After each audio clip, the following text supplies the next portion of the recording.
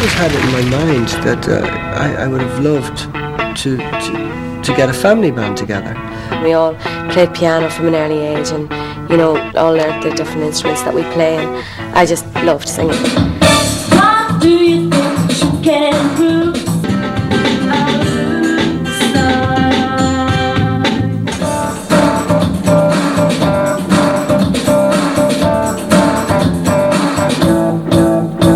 Jim was working with other bands and as a session musician, and also he was writing music himself. 10 years ago we auditioned for the film The Commitments, and why we did that was Jim had met our manager, John Hughes. And we auditioned, and Andrea got a fairly significant part. Jim said, well, John, you know, we just have to pick up the girls from school. Oh no, what? Well, I had seen them at the auditions, but I just really hadn't taken on board the fact that two of them, when I met them the next time, were going to appear in school uniforms with school bags and ties and the whole bit. And it was quite a shock.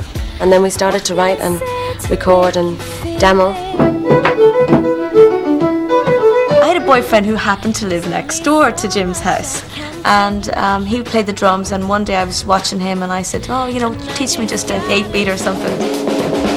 And then suddenly just started playing more, and I used to go down there and practice. We were playing in a pub called Wheeland one night in Dublin, and Jean Kennedy Smith, the American ambassador to Ireland, came to our show, and as a result of that she asked us to go and play in the Kennedy Library in America.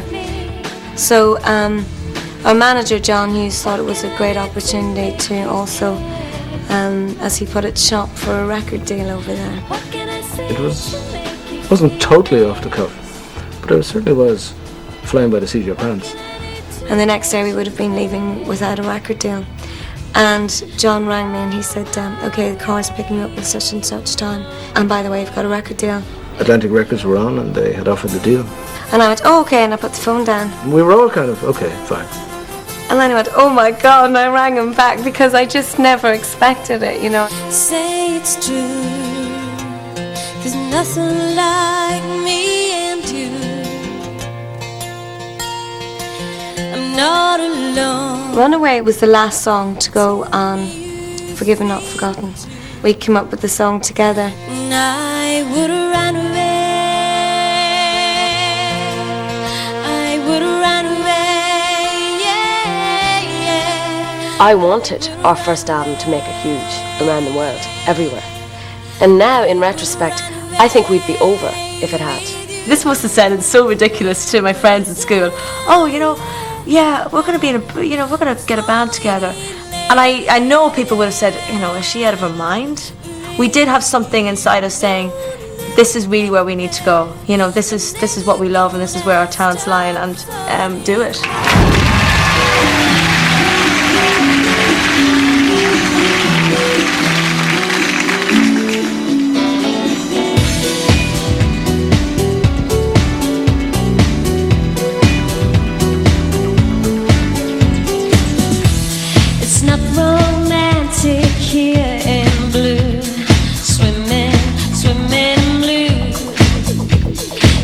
Give me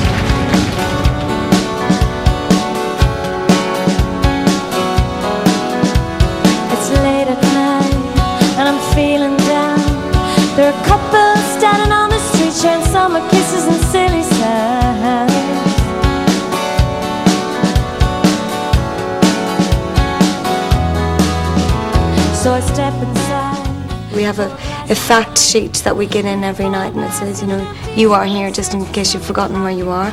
And because we're in so many places every day.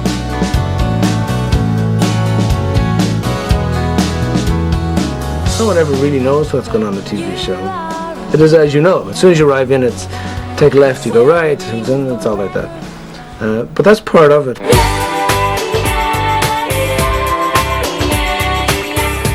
Basically what I do is buy people clothes, basically get an idea of feeling of, you know, their personality, what they like, what they don't like. I think the trick is to avoid fashion.